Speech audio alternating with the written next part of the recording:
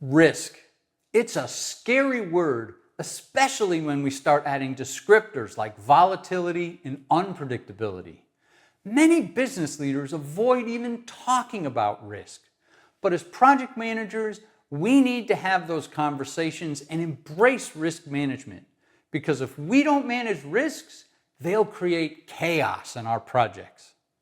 Managing risk involves understanding the sources of risk, identifying specific risks that are relevant to your project, analyzing how they may impact your project, and the likelihood they might occur. When you add communicating risk and creating plans for addressing risks that may occur, managing risk is an extensive bit of work. In this course, I'll discuss techniques and provide you with templates that make risk management, manageable as you reduce your project risk while delivering your projects. I'm Bob McGannon. For over 30 years, I've put risk management front and center in my approach to managing projects. Let's get started and tame the beast that is project risk.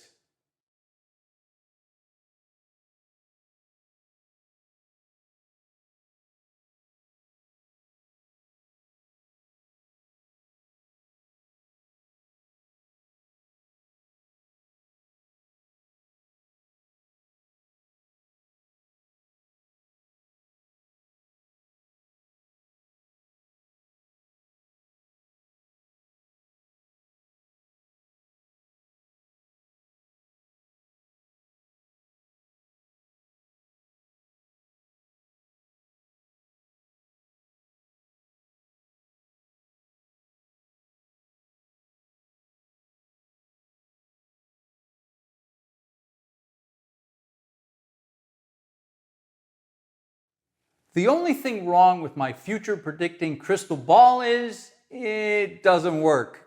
I wish it did, but what would project managers do if predicting the future was that simple? Projects are riddled with uncertainty, which the Project Management Institute, or PMI, defines as a lack of understanding and awareness of issues, events, paths to follow, or solutions to pursue. That lack of understanding makes projects risky, which is why risk management is so vital to succeeding as a project manager. Let's start by reviewing some terms provided by the Project Management Institute, or PMI, to see how they define risks. Risks are events that can have an impact on your project but have not yet occurred. The impacts can be positive, called opportunities, or negative, called threats. Issues are things that have already occurred on your project and the impact is being felt. So, issues are risks that have come to fruition. These and other terms are included in a risk glossary I've included in the exercise files. So why do we manage the uncertainty that generates risk? Because uncertainty leads to issues, and uncontrolled, they can kill your project. Even in a world full of uncertainty, there are 4 things you can do to reduce and manage risk. First, leverage your project team and key stakeholders. Uncertainty can be cleared up with information and the professional experience your project team and vendors have to help you deliver your project. Even if you're experienced in the products your project is producing, take advantage of your team's experience. That brings more clarity and more certainty to the options you can pursue. You'll increase your opportunities and reduce threats. Second, think through possible outcomes. Look at individual tasks or groups of tasks that create one of your project's deliverables. Consider the various things that could happen that would improve the outcome of those activities, or maybe cause problems. This way, you'll be examining possible opportunities and threats. Next, consider other approaches to completing your project tasks. Opportunities can be pursued or threats avoided if you and your team examine alternate ways to produce project deliverables. Look at your team's experience level and your organization's history with creating new products so you can figure out the best options for producing your project's deliverables. On a construction project, using different building techniques or staffing with contractors are examples of alternative approaches. Finally, have a plan B. Not everything will go to plan. People fall ill, materials might not be delivered on time, maybe even a pandemic will ruin your plans. Think about what you'll do if things change or if you get unexpected results. Be resilient and understand that as your project progresses, you might have to examine other approaches and do a bit of replanning. As we proceed through this course, we'll discuss these uncertainty-reducing activities in more depth. And doing so is important because we don't want uncertainty to plague our projects. And I expect your project uncertainty won't entirely go away, as I don't expect the crystal ball will start working anytime soon.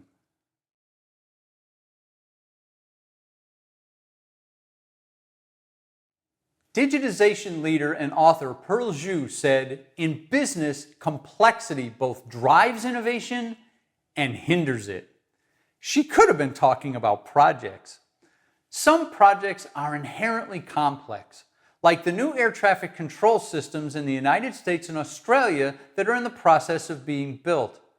Given their technical nature, safety factors, and importance of such systems, complexity simply cannot be avoided. It's difficult to avoid complexity in projects. The best way to address complexity is to understand it and have a plan. The Project Management Institute talks about 3 ways to address complexity: systems-based, reframing, and process-based. Let's examine each of these approaches when dealing with complexity. Systems-based approaches involve breaking down systems into small, independent pieces. In a production and finance project I once worked on, we implemented a new production management system. In the process, we discovered that a new finance system would also be necessary to support the production management one, making the entire project much more complex. We handled this complexity by separating what each system did into component functions, and then individually dealt with each smaller component function. PMI refers to this complexity reduction approach as decoupling. This is a great way to handle a common issue, since complexity frequently comes about with systems that have been put in place, are expanded over time, and are integrated with other systems. The second form of dealing with complexity is reframing. Reframing involves collecting a broad set of opinions, including opinions from people who wouldn't normally be approached, like new customers or people with experience in different industries. New solutions come from different ways of thinking and perspectives, and reframing helps surface potential solutions so you can address complexity. And finally, there's process-based approaches. These are often driven by your project methodology. For example, Agile methods support building solutions iteratively and frequently consulting with customers. The process itself helps reduce potential complexity. Another process-based approach involves modifying the way you produce your deliverables. For instance, aircraft manufacturers create redundancy in their components like the altimeter, which is used to indicate altitude. If one fails, another is ready to take over. Process-based approaches for reducing complexity can also be applied to your stakeholders. Let's say I'm installing a new accounting system that has many advanced features.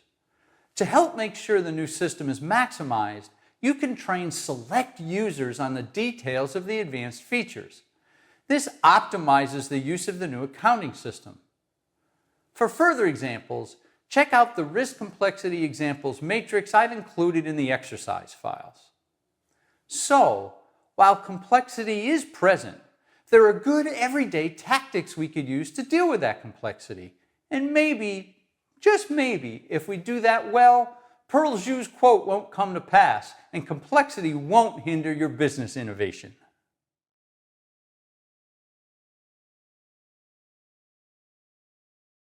One of the major project risk elements is ambiguity. The Google Dictionary defines ambiguity as the quality of being open to more than one interpretation, inexactness. You'll likely see inexactness in projects, typically in requirements. It's one of the main complaints I receive from project managers who lament, "My stakeholders don't know what they want." We must be patient with our stakeholders, carefully review written requirements, and ask better questions to clarify ambiguity. I was reminded of this recently when I was one of those stakeholders while shopping for a new camper. There were so many options, it was mind-blowing. Fortunately, the salesperson stopped asking questions like, "Do you need a two-way exhaust fan?" and started asking questions about when and where I camp and what I usually do when I'm camping. Those questions guided us to have a much richer conversation about useful options in my new camper. To help us PMs form better questions, it's helpful to look more closely at ambiguity. PMI talks about two types of ambiguity: conceptual and situational. Conceptual ambiguity is when a sentence can be interpreted in multiple ways. For example, I remember reading a weather forecast that said showers today becoming more intermittent as the day progresses. That confused me. Did that mean more showers would be intermittent? Or maybe more intermittent periods between showers? I thought it was a clever way to be correct no matter how many showers we received. The second type of ambiguity is situational ambiguity. This is when a project decision can result in more than one solution pathway or outcome. Sometimes the best result comes not from asking option A versus option B questions. You can surface other possibilities by asking about a theoretical option C, which I did with the camper to create other possibilities. Once again, dialogue with stakeholders is the key. AI can help with this. I recommend using your favorite AI tool to help with conceptual and situational ambiguity. Load any non-confidential requirements documents into AI along with a prompt to recognize any conceptually ambiguous sentences. Have AI recommend alternatives you can review with stakeholders to ensure you share a common understanding. Remember, review any requirements yourself to look for conceptual ambiguity that AI might miss. To address situational ambiguity, you can query AI to identify alternate pathways to a solution and recommend alternatives, along with the rationale for those options. You can then add your knowledge of the organization and project particulars to model the best approach and review that approach with key stakeholders. To help you with these AI prompts, I've included samples in the exercise files. Before finalizing any requirements or solution documents, discuss them with customers. I've included samples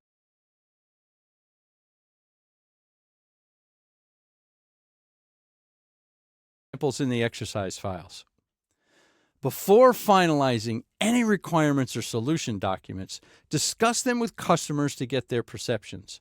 Also, talk with senior stakeholders to align with their strategy. Then, I recommend polling or creating prototypes to test stakeholder acceptance, as they're great ways to learn more to reduce ambiguity. So, from the inexact to more exact. Work to reduce ambiguity, and you'll create solutions that suit your stakeholders and reduce your risk.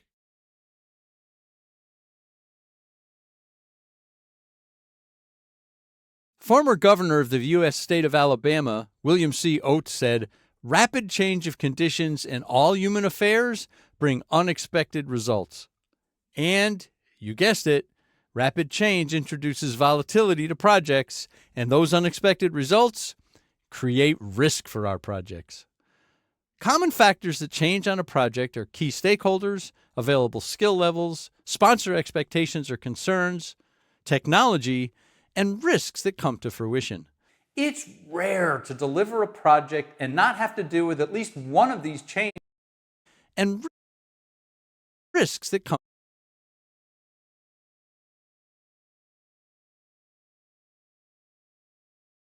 to fruition.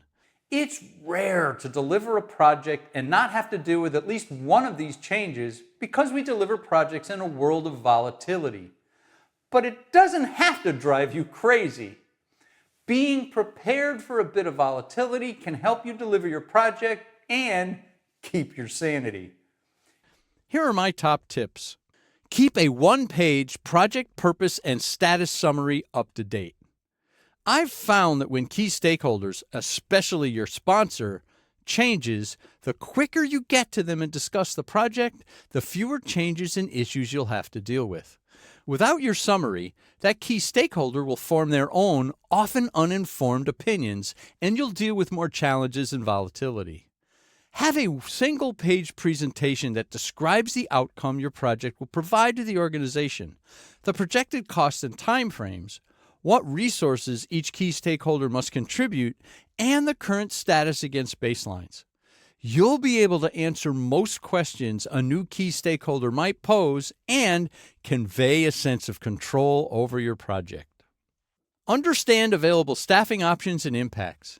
Knowing where alternate staff members can be found and the cost and availability of skilled contractors helps you quickly address staffing volatility.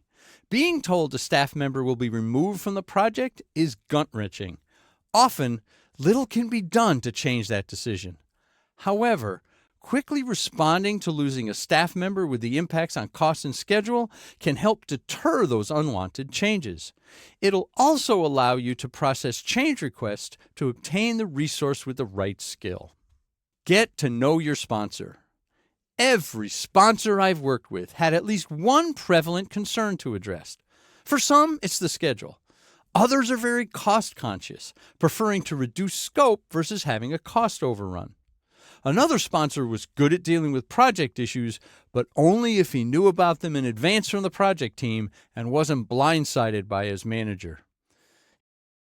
If you want to reduce sudden changes to your project, understand your sponsor's hot buttons and keep them informed when project challenges surface. Check AI sources for areas of volatility. AI is an uber-efficient resource.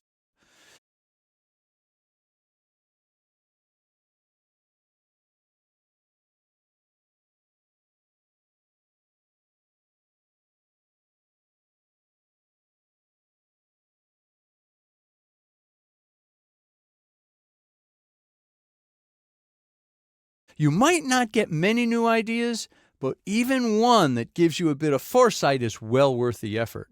And any foresight helps you reduce project volatility and the unexpected results Governor Oates feared so much.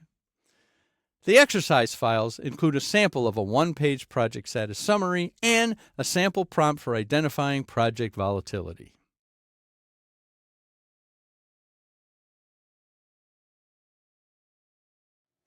Project managers who manage risks well use a risk management plan. Your risk management plan captures the methodology or the overall approach you'll follow to manage risks. For example, are you using a standard list of risks that your organization has put together, or will you be building your list of potential risks from scratch? A brief description of each major step in the methodology helps stakeholders understand which activities will be performed along with the purpose or desired outcomes. The plan should describe how risks will be identified, evaluated and analyzed, documented, controlled and managed, and reported. Good risk management plans also include the roles and responsibilities for team members. This should explain their involvement, ownership, and approval process for risk-related activities. Sometimes specific team members are identified to respond if certain risks are occurring. For example, if the vendor you're using is now late in delivering parts, your procurement team can contact a different vendor. This is essential to set expectations and for stakeholders to allocate the time required for their risk-related responsibilities. It's a good idea to use a matrix with a list of risk-related activities and which team members perform their risk-related. Procurement team can contact the process for risk-related activities. Some team can contact the members, perform risk monitoring, provide input, approve, and own a given risk response activity. A good risk management plan also includes how to manage risk-related communication. Nobody likes surprises, so having high risks highlighted and discussed provides for open communication and clarity. The plan should explain how communication will happen, when, and to whom. Since project risk will change throughout the project, stakeholders will want to know if the overall risk of the project is changing and what you're doing to address it. For example, you might add skilled resources and increase costs if that impact is less important than a schedule delay. A frequent status report, including the details of high risks and risks that have an increased probability of occurring or an increasing impact on the project, is essential. The plan should also include a glossary to make sure everyone is aware of risk-related terminology. Also, the risk management plan should include the approach to budgeting for negative risk mitigation activities, enabling positive risk opportunities, responding if risk events occur, and planning a contingency budget. If everyone understands and agrees to the budgeting approach, you'll likely get the money for proper risk management and reduce the overall risk to the project and the business. Finally, document how risk reviews will be performed throughout the project to make sure the risk process is effective and efficient. To help you with this important deliverable, I've included a risk management plan template in the exercise files. A good risk management plan doesn't guarantee you won't have issues, but it does help establish expectations on how risk will be managed and to get buy-in for the risk management process.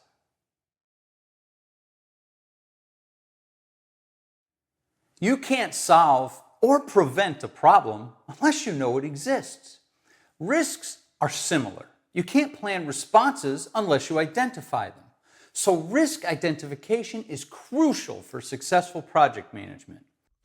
There are many ways to identify risks in a project. Let's look at a few. First, you can review prior projects.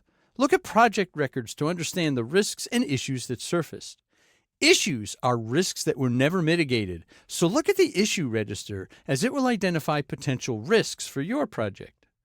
Some companies have large databases of information you can take advantage of, and the internet and project management forums can be good sources of information. Take advantage of whatever sources you can find for potential risks. Second, talk with your stakeholders. People in your project will understand the potential risks for their department or domain area of expertise. If you aren't centrally located, talk to people from many different areas within the business and other locations. Include frontline staff, senior managers, and your vendors, as they'll have insights too. Third, utilize AI. A well-written prompt that describes your project's product area, any areas of concern for your industry, and the desired outcomes for your project can yield risk areas that you might not think of otherwise. Check the exercise files for a sample prompt. Last, where applicable, observe how people are working today in their current environment. This may help you think of risks that might otherwise be missed. For instance, I've seen how a process could become overly complicated with some changes we had envisioned. Viewing how the current process was managed helped us avoid change management issues when we implemented our product. To review this information, I recommend holding a risk identification workshop. You can have one workshop or, for a larger project, several workshops to cover various risk areas. Examples are safety, product development, business impact, and information technology. The workshop can be held face-to-face or virtually. Allow attendees to write their ideas on Post-it notes or a virtual whiteboard and share them with the whole group. Often, an identified risk helps the group think of additional risks. Once you've collected these risks, create risk categories. This allows your team to focus on categories applicable to their area. The exercise files include a list of risk categories for consideration. It's a long list, so only use the categories that make sense for your project. After your risk workshop, review the risks with senior managers. I suggest one-on-one interviews to do this. They'll learn the team's concerns and may share additional risks they may have. Identify a great list of potential risks, and problems that might have occurred can get addressed before they ruin your day.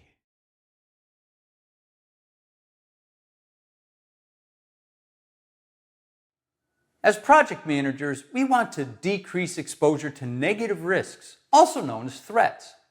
Threats is a very scary word, But with the right actions, you can reduce the risk of these nasty threats impacting your project. According to the Project Management Institute, there are 5 threat strategies to think about when addressing a given threat or risk event. The first strategy is to avoid the threat by eliminating it completely. Do this by changing project scope and removing whatever may trigger the threat. For example, if you're building a house and have a section of unlevel ground, you might modify your plan so you only build on flat areas of your property. Another threat strategy is to escalate. This strategy is used when the threat is outside the project scope or the proposed risk response would exceed the project manager's authority. For example, if there's a pending corporate merger, the best option is to escalate to your sponsor and senior management so they can help with the risk mitigation for your project. Transfer is a strategy where you give the problem to someone else, but in an acceptable way to reduce risks. Threat ownership is shifted to a third party, like an expert vendor, to deliver a product, manage the risk, and sustain the impact if the threat occurs. Another example of transferring risk is purchasing insurance to mitigate the risk of a flash flood impacting your construction site, or outsourcing scope that's beyond your team's capabilities. Next, the most common threat strategy is mitigate. This is when you do things to reduce the probability of the threat occurring and/or reduce the impact on your project if it does occur. For example, you could hire a consultant to advise project team members, backfill a key business resource to free up the business resource for project activities, or perform additional testing of your deliverables. The last threat strategy is to do nothing. You accept the existence of a threat as is. This would be appropriate for risks that have a low probability of occurring or won't impact your project very much. When developing risk mitigation activities, they'll likely be accepted if they're realistic and cost-effective, necessary given the magnitude of the threat, agreed to by relevant stakeholders, assigned to an owner, and it has the potential to reduce the impact or probability of the risk occurring. An item to note: throughout the project lifecycle, you can change the strategy for a given threat. You could accept the risk at the beginning of the project, but if the potential impact or probability increases, you can apply a different strategy to address the threat. To help you better manage threats, I've included a threat strategy matrix in the exercise files. Understanding and implementing these strategies to address threats will equip you to reduce your overall risk and probably keep most people from being scared by project threats.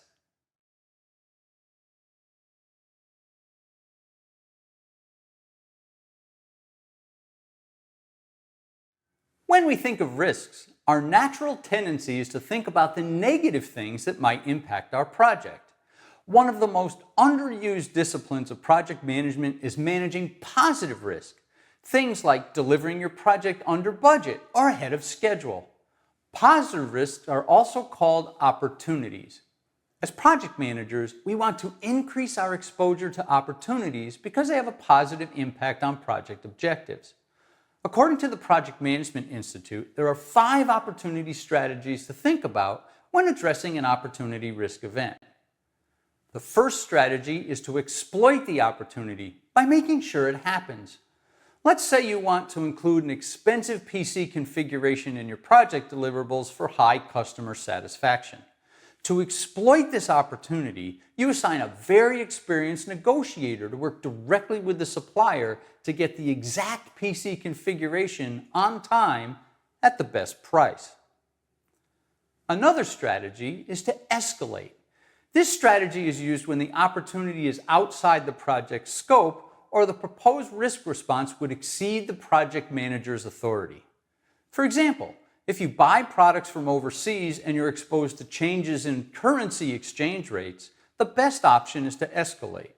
Your sponsor or finance specialist will have the authority to exchange funds at favorable times to get the best exchange rate possible. We all like to share, right? The third strategy is to do just that.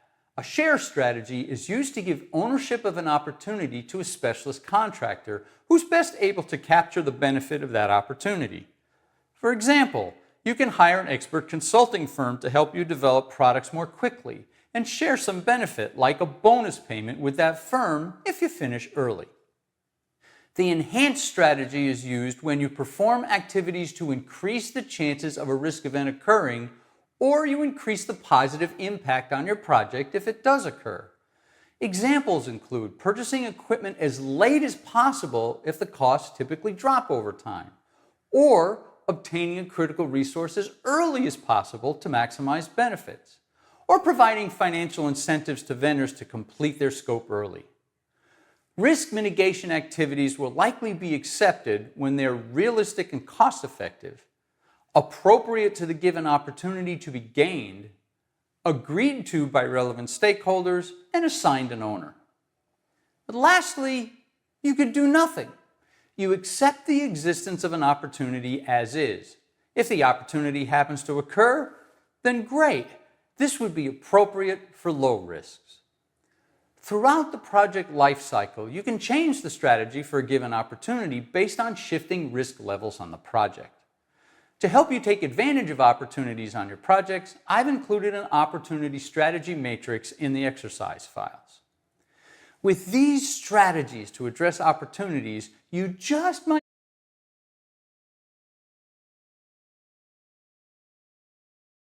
be able to sit back and watch things improve over time. Well, at least once in a while.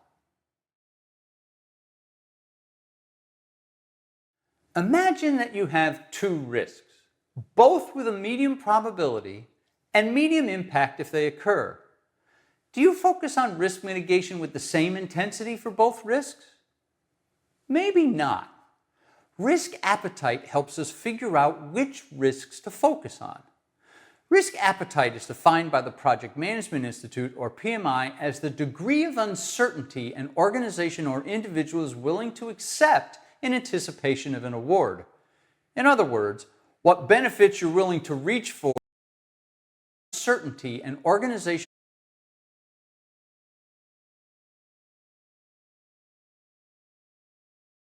or individual is willing to accept in anticipation of an award.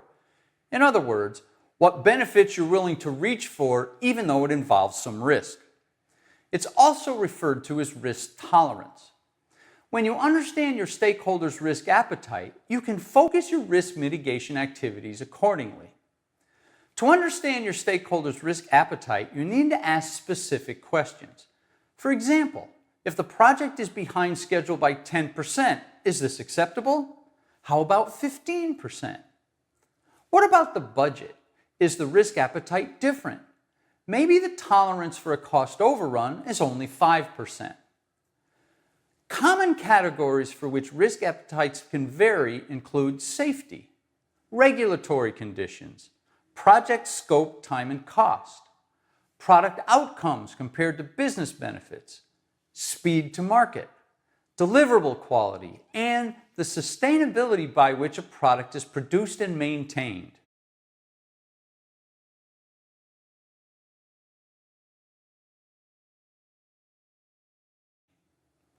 To manage the risk appetite and tolerances related to your project, you should 1. Create a list of all the major categories of risk relevant to your project. 2. Determine the risk appetite for each category using a high, medium, or low ranking. A low risk appetite means you need to focus on more risk mitigation activities for that category. And 3. Within each category, define the tolerance levels. For instance, in the regulatory category, the tolerance could be 0, meaning everything possible must be done to avoid the risk. I've included a risk appetite sample matrix in the exercise file so you can easily apply these recommendations. I suggest you take a couple moments now and pause the video. Fill out your own version of this matrix with a list of risk categories for a current project. Then, rank the risk appetite for each category and define the tolerance levels. But when you execute these, you still category, the tolerance could be 0, meaning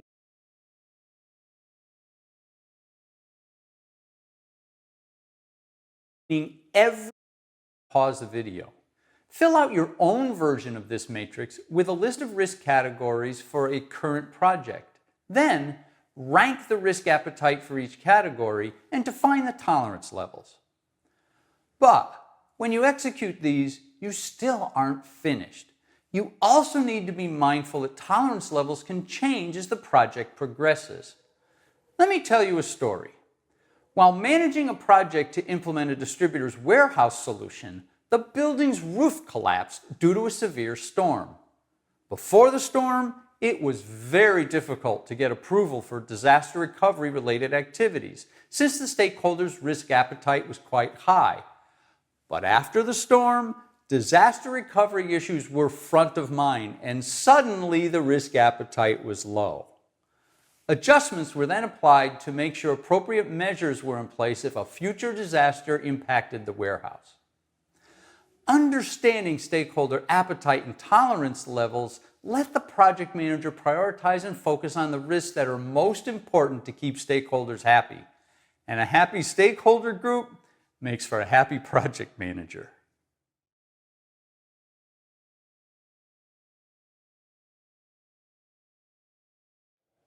Unfortunately, we don't have the time or funds to mitigate every risk we can think of. So, we need a process to analyze each risk to determine if risk mitigation is necessary.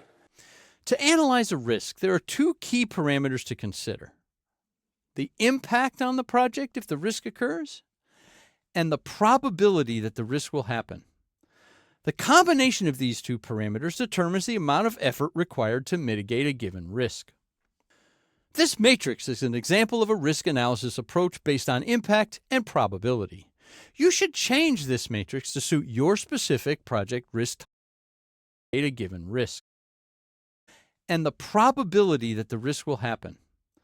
The combination of these two parameters determines the amount of risk occurs and the probability that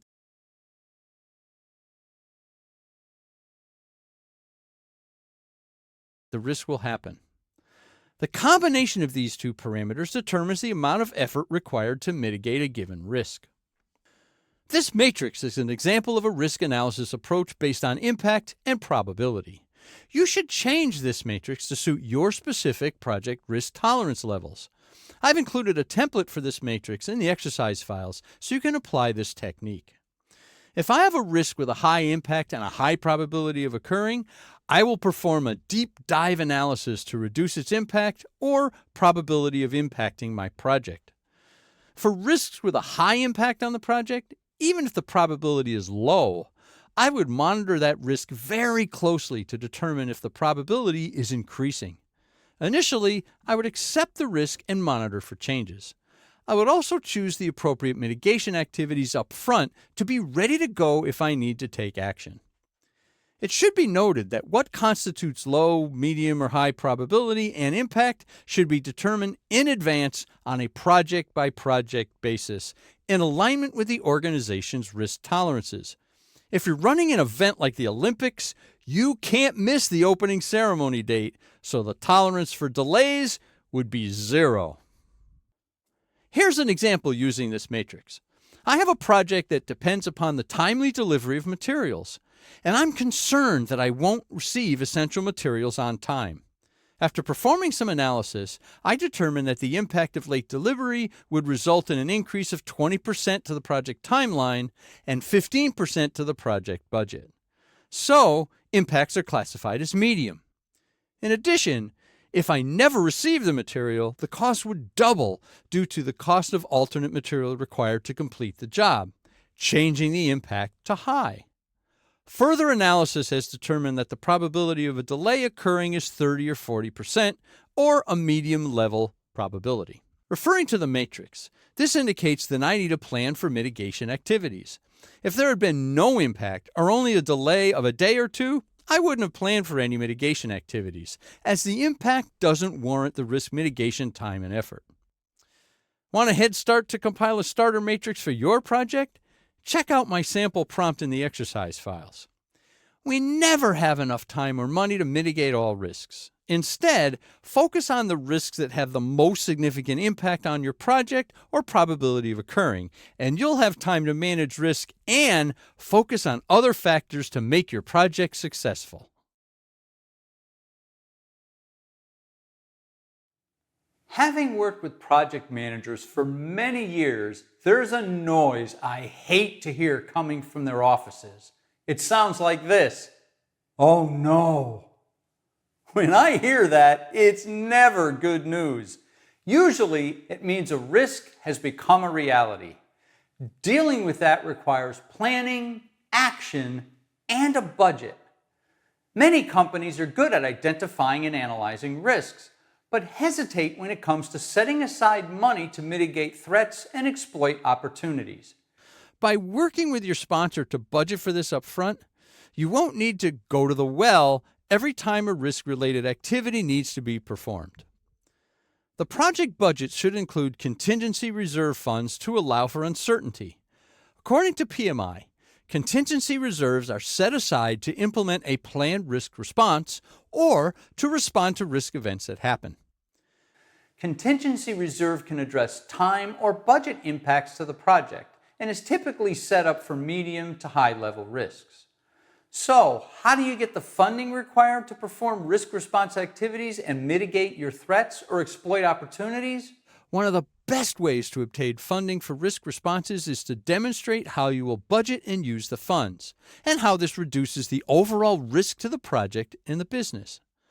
To do this, identify activities required to mitigate a threat or exploit an opportunity.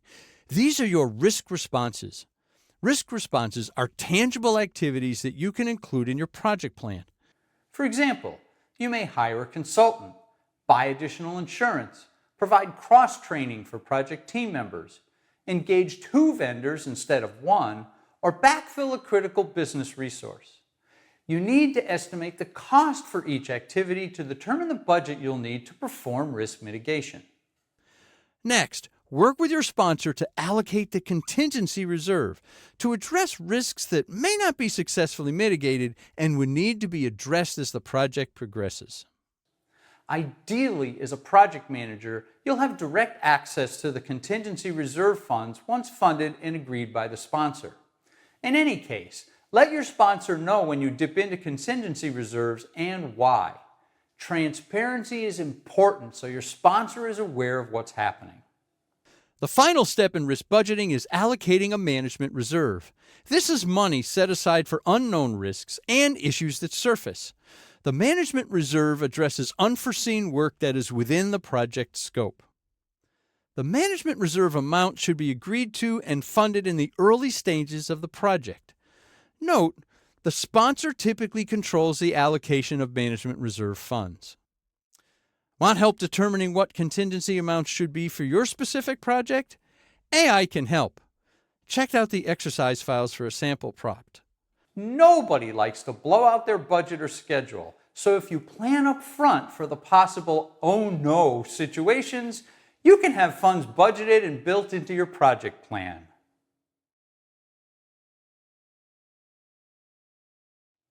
Risk is a potential event that hasn't occurred, but would have an impact on your project if it did.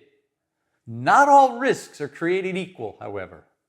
That impact can be a positive one, called an opportunity, or a negative one, called a threat. Some risks have much greater potential to impact your entire project, while others can be less significant and might not affect your overall outcomes. With this background, let's talk about task and project-level risks. Task-level risks are events that would impact one or at most a few tasks in your project. For example, you could be building a component from a material you've never used before. You'll want to plan additional testing to make sure the component works properly so you don't have issues later when using that component. Another example of a task-level risk is when a team member leaves the project, but can be replaced quickly without a cost impact.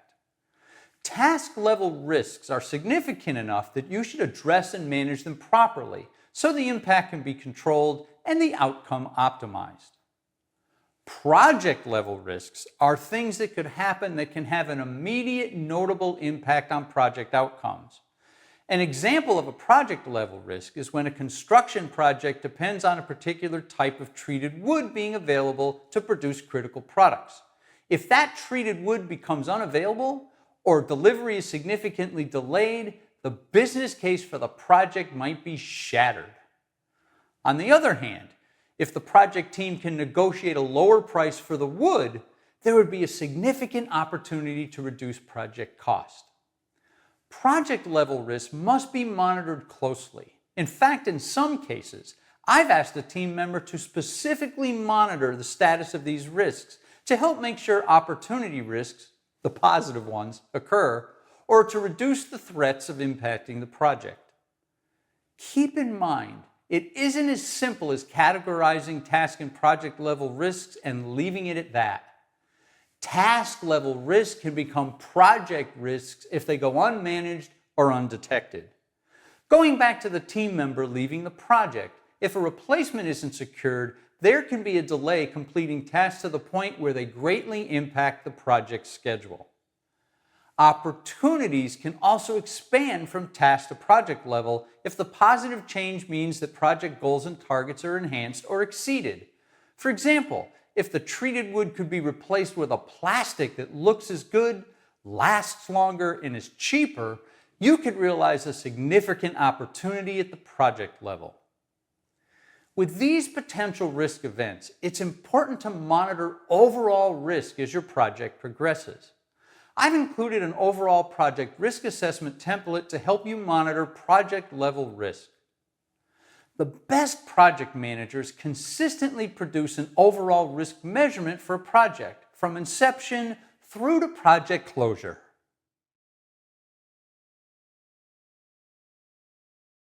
As we've discussed, there are fundamental approaches to managing project risk. However, project managers need to consider another element of risk that we haven't discussed: the strategic opportunities and threats a project can present to the business. The investment author Naved Abdali said, "It's not calculated risk if you haven't calculated it." As project managers, we take risks, but we don't want them to be uncalculated. So, where do strategic risks come from, and how can we manage or calculate them as project managers? For background knowledge, let's look at strategic risk. It comes in three forms. Regulatory: restrictions or legal boundaries for how your business conducts work or can produce products. Competitor: the presence and activities of others providing similar products or services as your company. And finally, economic: costs or additional revenue that affect your company's balance sheet or circumstances that can affect company profitability. Given those areas of strategic risk are so important, it's crucial to understand how a project can impact them. Here are sources of information where you can verify if your project will introduce strategic risks and how you can manage them. First, look at your company's key performance indicators, or KPIs. If your project deliverables will influence those metrics, specific risk activities should be planned and communicated with your management team. As these can have a significant impact on your business, it's wise to look for circumstances that indicate a risk is about to happen, typically called risk triggers. Understand any audit activities or compliance requirements pertinent to your business. Products from your project may require a compliance review or need to be tested against audit requirements. In advance, review your plans and deliverables with knowledgeable people who can confirm your compliance with these requirements. Next, read up on your competitors. They don't need to be a mystery. Trade publications, maintaining an industry network, and watching for press releases will give you information that can identify risks presented by your competitors. After that, ensure you understand how your project fits into the bigger picture of your business's activities. Are there other projects that are higher priority than yours? Are other initiatives in place to improve KPIs or audit responses? Make certain you understand what these initiatives are producing and who is involved so you can avoid staffing and scheduling conflicts within your own project, which will increase risk. Finally, See if AI provides additional strategic risks for your consideration. I've included a sample prompt in the exercise files. Focusing on these sources of information will allow you to manage risk for both opportunities and threats, and then you can go forward without uncalculated risks.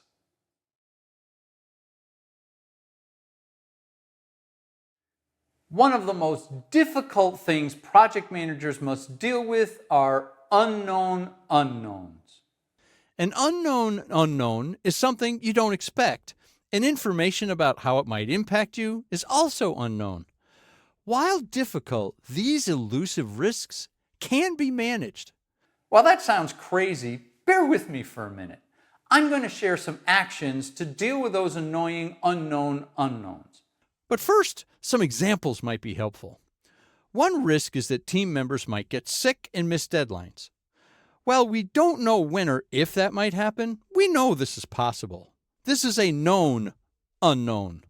We know the sickness may occur, but when and how long is unknown.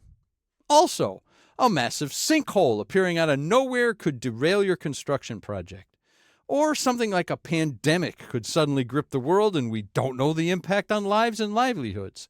These are examples of unknown unknowns. Given those examples, let's look at actions you can take to deal with unknown unknowns. First, focus on impacts. While an unknown unknown means the event won't be anticipated, the impacts on the project are not a mystery. Cost, schedule delays, or scope impacts are all fundamental results of any risk. Work with the project sponsor to consider contingencies for potential unknown unknowns when you're planning your project. Second, you can react when moving forward is feasible. Some unknown unknowns won't be catastrophic. When these surface, be flexible. Notify your key sponsor and stakeholders, adjust your plans, and move forward in the best way possible. Don't reflect on missing a risk that surfaces. By definition, they were unknown, so nobody is to blame. The third thing you can do with unknown unknowns is don't assume it's always an unknown. Project managers sometimes believe unknowns that can't be resolved have to do with things like the actions of competitors. Conduct research using annual reports, trade publications, and industry trends. This can provide some information on competitors and market direction. While that might not make a risk fully known, it can provide insights to help with risk planning. Finally, seek out hidden knowledge in past project records and launch an AI prompt. Past project files are typically an underused resource. While it can be cumbersome, perusing project files can surface information about how your stakeholders have reacted during project execution and solution delivery. Using AI in this context is like referring to a massive set of project records. I've included a sample prompt in the exercise files. This can take what would be an unexpected response to your project and make it something you can anticipate and plan for. So there you have it, things you could do to make those nasty unknowns a little more known, and maybe, just maybe, make yourself look like a project manager with keen intuition.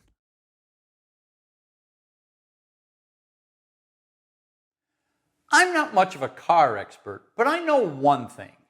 When I see too much exhaust smoke coming from the tailpipe of my car, it's a sign of trouble. That tailpipe exhaust is a visible alert that I must take action to address the risk of potential damage to my car.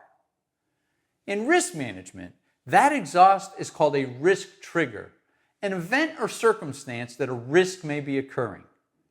Some risk triggers indicate a risk is happening now, and others are indicators signaling something may cause impacts in the near future.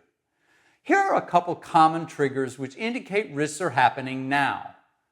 First, the actual number of hours spent working on project tasks is fewer than what's been planned, and as a result, tasks aren't being completed. This may mean non-project tasks are taking away from project time, or it could indicate tasks from another project are being treated as a higher priority. Carefully monitor your project schedule, hours worked, and task completions to look for this risk trigger. You may need to reset your schedule or adjust resourcing. Second, if initial tasks on your project schedule are taking more effort than planned, you may have estimation optimism. That is, your team members have been optimistic about the effort it will take to complete your project tasks. In this scenario, your project is subject to schedule slipping, and you probably need to replan with updated task estimates. When thinking about the future, the leading indicators that signal risks are a little trickier to find, but they're there if you look carefully. In an agile project for a hospital I once reviewed, there was occasional snow plowing. Tasks weren't being completed and were pushed out to future sprints. The overall project wasn't behind because some team members were producing functions early and adding others to their sprints. We discovered the snowplowed tasks involved a particular technical programming language. The team underestimated the language skills needed to deliver those functions, and more of those functions were in the backlog to be produced in future sprints. If we hadn't noticed this and gotten more skilled team members, the project would have been delayed. Another example of a future leading indicator is when stakeholder groups submit frequent change requests. This can happen because of changing business conditions, or maybe stakeholders didn't devote enough focus on compiling their requirements. This trigger indicates that your stakeholders might not accept the products you produce, or they'll have a hard time training your stakeholders to use your solution as process changes may be significant. When several change requests come from one area, it's a good idea to confirm requirements collection and validation processes have been properly executed and redone if necessary. Focusing on risk triggers is very helpful so you can see trouble brewing before it ruins your day. To help with this, I have a template in the exercise files that lists various risk triggers you can apply to your risk management toolkit.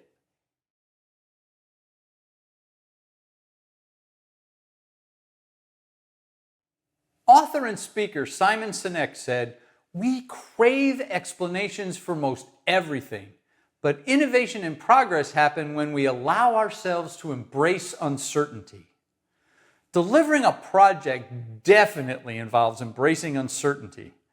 Project uncertainty is common in requirements because they're often unclear or can be interpreted in different ways. There are a few things you could do to address these areas of uncertainty. First, leverage agile approaches. Agile project techniques are ideal when requirements are conceptual and ideas are being explored. Since Agile delivers small features quickly, stakeholders refine requirements after using those small pieces of functionality. Agile is quick, flexible, and allows for uncertainty, especially with technical tools, giving users a chance to play with them sooner in the project lifecycle. The Agile process lets you go forward with a minimal risk profile, even when you don't have detailed business requirements. You create those requirements through trying and testing ideas. Next, deal with uncertain areas early. Let's say you're using new technology or you're dealing with a stakeholder group that doesn't provide detailed requirements. Address those areas early in your project cycle. It may be tempting to get early wins in areas you're more confident in, but waiting to address areas of uncertainty is risky. As you progress with your project, you might realize the technology used is inappropriate or that agreements on requirements never happen. If you address these issues later on, you risk spending time and money on a project whose base concepts won't work. After looking at uncertain areas early, plan for change events in advance. I worked on a project where we wanted to leverage new manufacturing equipment, but the vendor had plans to increase the capacity of the client's equipment. But no one knew when the higher capacity equipment would be available. We started the project with plans to use the lower capacity equipment. But before committing to that, we placed a review activity in our project schedule to check on the higher capacity machine's availability. If it became available, we'd change our plans and use the enhanced equipment. We plan to use their new equipment and take advantage of an opportunity, a positive risk that could be leveraged by being flexible and dealing with some uncertainty. And finally, from the easier said than done category, don't rush. Spend time refining requirements with your stakeholders. This isn't easy. I've never been told to deliver a project, but to take my time doing so. But that might be just what's needed for successful project delivery in some cases. Taking extra time to compile detailed questions about the project requirements and getting answers to those questions can reduce uncertainty and risk.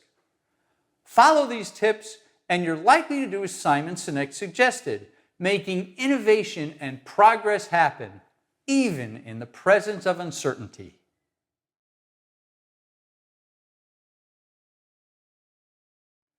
In my opinion, managing risk is the most important aspect of project management. Without risk, why would a project manager be needed? Communication would always be perfect. Requirements would be complete, no stakeholder conflicts would put the project at risk, and life would be simple. Somehow, I don't see that happening anytime soon.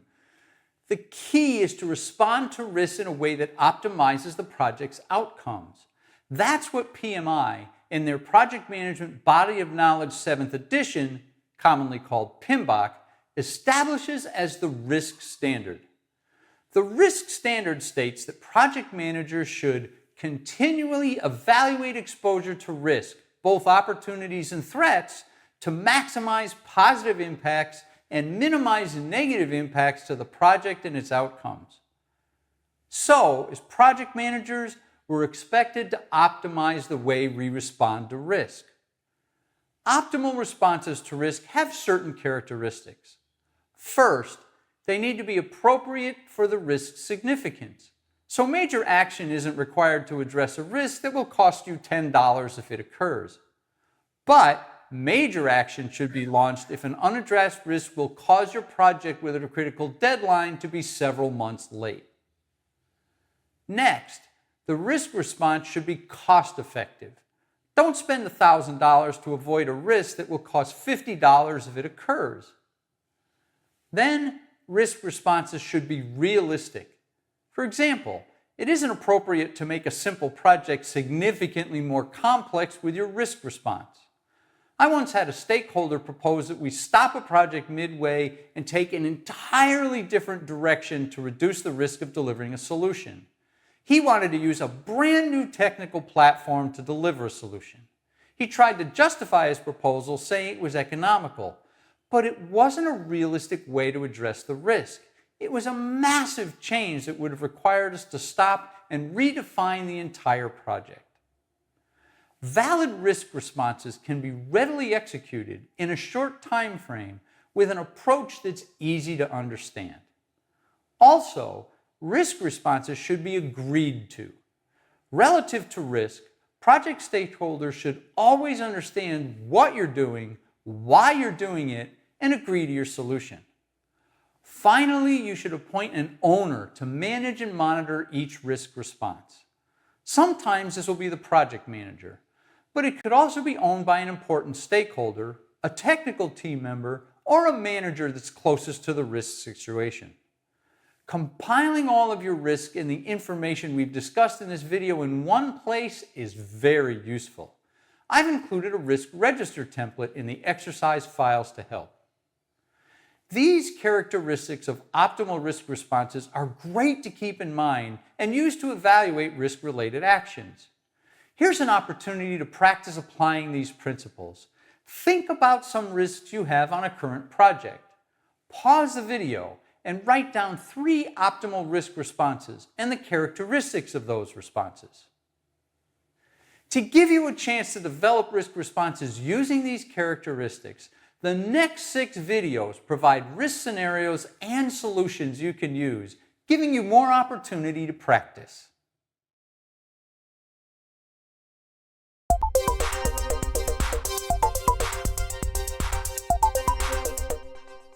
Many of the risks we've talked about in this course involve managing your project team. Since well-balanced project teams are crucial for successful project delivery, let's practice creating effective mitigation actions for this risk category. Think through the risk response strategies we've discussed in this course and the conditions that contribute to an effective risk response. Those conditions are appropriate to the significance of the risk, cost-effective, realistic, agreed to, and owned by someone. Here's a scenario to consider. You're managing a project team that's a mixture of in-house resources and contractors. The contractors have come from a firm you've worked with for years, but there are rumors that the contracting firm is having financial problems and may soon shut down their business. Most of the contracted resources are augmenting the skills you have in-house, but there are a few critical skills you don't have in your company. To access those skills, the only choice you have is to use contractors. In this situation, what risk responses do you recommend? Be sure to address both the in-house skills and the skills that can only be deployed using contractors. Pause after this video and think about your answers. I'll provide proposed risk response solutions in the next video so you can compare your answers to mine.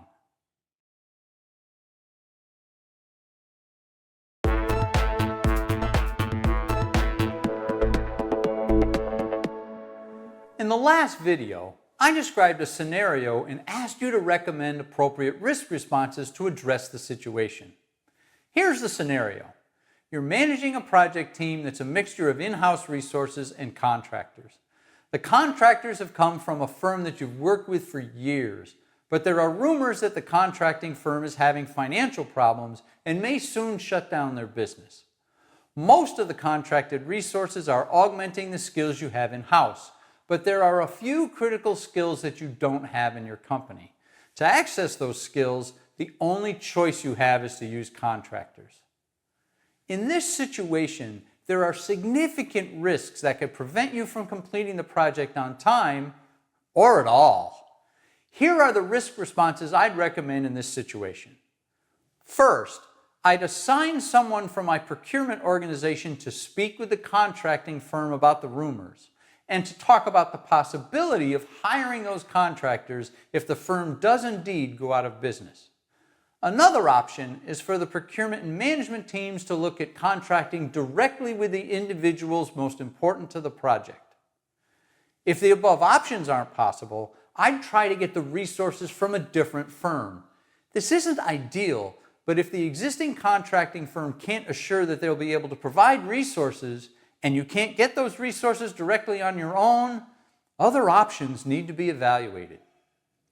Second, I'd ask my skills development team to look at training opportunities for in-house resources so they could develop the skills that we need to deliver the project. The training could come from the contractors or from another provider, whichever makes more sense logistically and financially. Finally, I'd assign my lead technical team member to investigate alternatives. We might be able to use different techniques or technical tools that wouldn't require the additional contractors from the firm.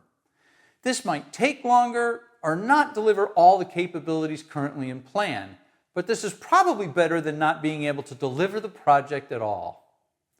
You may come up with different risk responses, and that's great.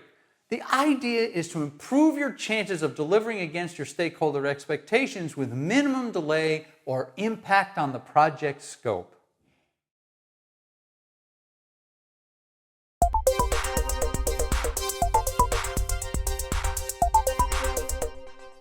The requirements presented as part of your project can produce risks, particularly if the requirements change in the shorter term. Since requirements volatility increases risks, projects can't be completed without requirements controls being put in place. Let's practice creating effective mitigation actions for this risk category so you can satisfy stakeholder needs and stabilize requirements. Think through the risk response strategies we've discussed in this course and the conditions that contribute to an effective risk response. Those conditions are appropriate to the significance of the risk, cost-effective, realistic, agreed to, and owned by someone. So given that, here's a scenario to consider. You're the project manager for the construction of a new road that goes through 3 towns. It's taken quite a bit of work to negotiate the pathway the road will take, but you established good relationships with the local town governments during those negotiations. Shortly after launching the project, 2 things surface that create concern. Preliminary surveys have discovered that a clay compound may be under the topsoil where the road is going to be constructed. That clay is hard to dig up and remove. Building on the clay would cause unacceptable cracking on the road surface. Second, an election has been announced for one of the town councils that you had to negotiate with to finalize the road's pathway. You're concerned a new town mayor will have different thoughts on where the road should be located. Given this situation, what risk responses do you recommend? Be sure to address both the clay issue and the potential new mayor. Hit pause after this video and think about your answers. I'll provide my proposed risk response solutions in the next video so you can compare your answers to mine.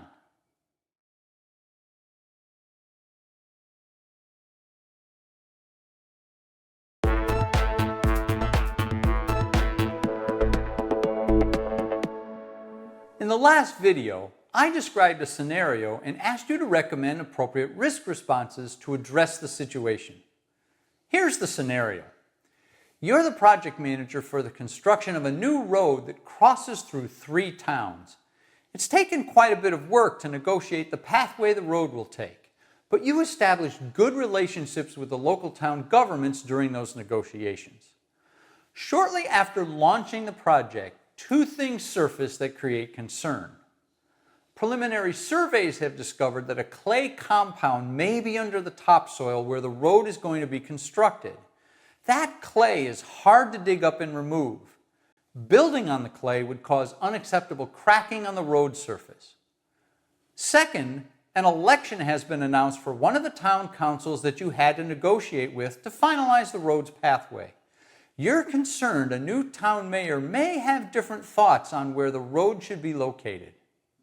These are significant potential risks that need to be addressed. Here are my proposed response actions. First, I would order more detailed soil samples to determine the actual risk of the clay that was discovered, so the magnitude of the problem is understood. That would determine if more risk response actions are necessary. If so, I would then verify the assumption that the clay could not be removed. If it can, I would add those tasks to the project plans. If it cannot be removed, I would work with my road design team to determine what bypass options exist, and I would check for the latest road building technologies to determine if there is a way to build on the clay without experiencing the risk of cracking. To address the situation with the potential new mayor, I would have the negotiation team try to interview the mayoral candidate and get his views on the new road and its current routing, and explain why the current routing has been agreed. If the candidate is comfortable, then the risk of any issue is low. If the potential new mayor is not comfortable, I would try to understand what alternative might be proposed and determine what negotiations would need to be exercised to finalize the road pathway so the construction could proceed in the event a new mayor is elected.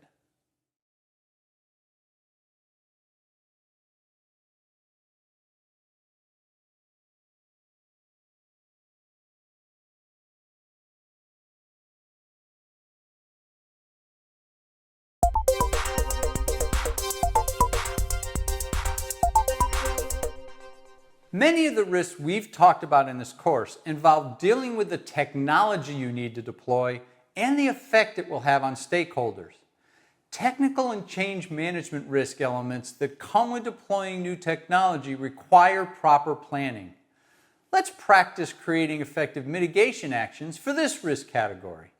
Once again, think through the risk response strategies we've discussed in this course and the conditions that contribute to effective risk response. Those conditions are appropriate to the significance of the risk, cost-effective, realistic, agreed to, and owned by someone. So, given that, here's a scenario to consider. You're managing a project to replace a 25-year-old warehouse and product distribution system, or WPD. The current WPD system is so old it can't even support the use of a mouse. Most employees who use the existing WPD system have been around as long as the system has, so leveraging new technology at work will be a new concept for most who will use the new system.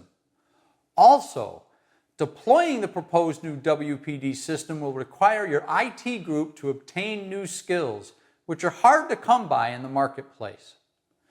Build a list of risks and potential risk responses for this project. Make sure you consider both the people and technical risks this project will introduce to the organization. Hit pause after this video and think about your answers. I'll provide my proposed risk response solutions in the next video so you can compare your answers to mine.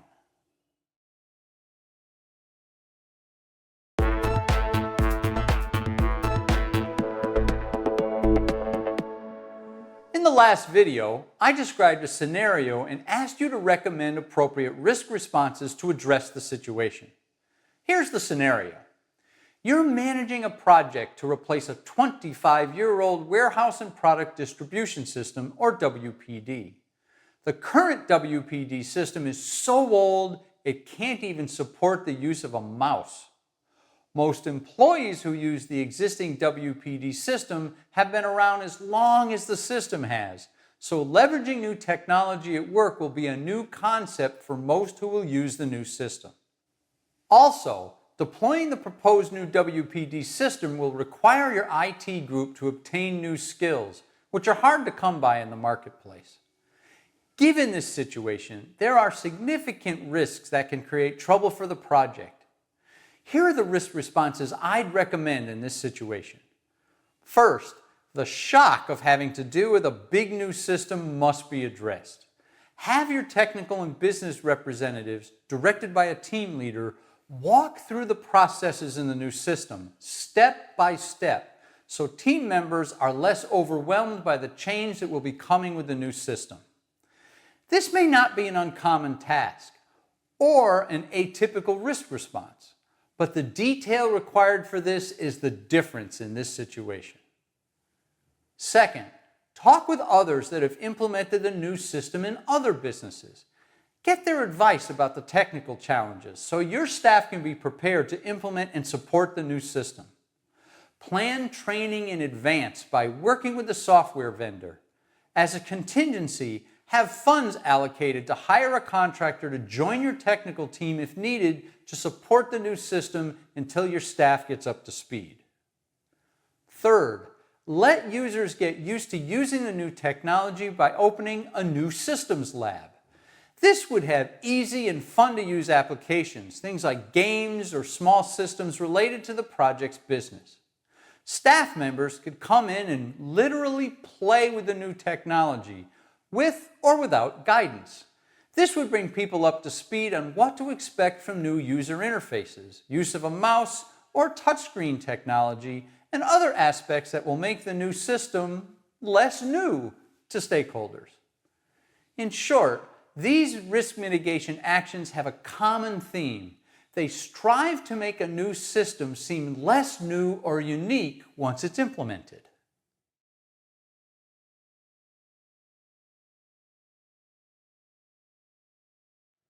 We've covered a lot in this course, but risk management is a broad subject. Fortunately, there are great resources to help you learn more. I encourage you to check out some very insightful books.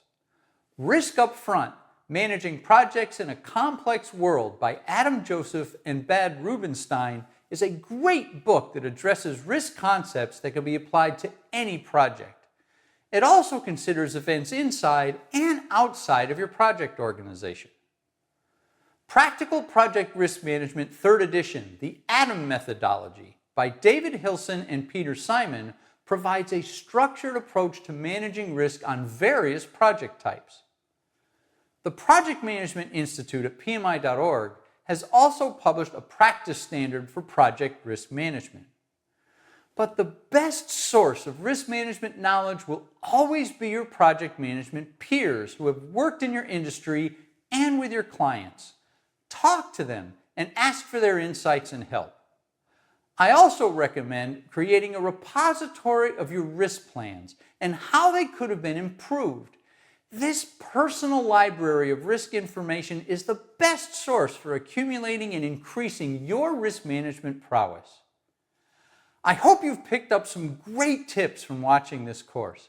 Above all else, if you manage risk well as a project manager, your ability to deliver projects successfully will soar.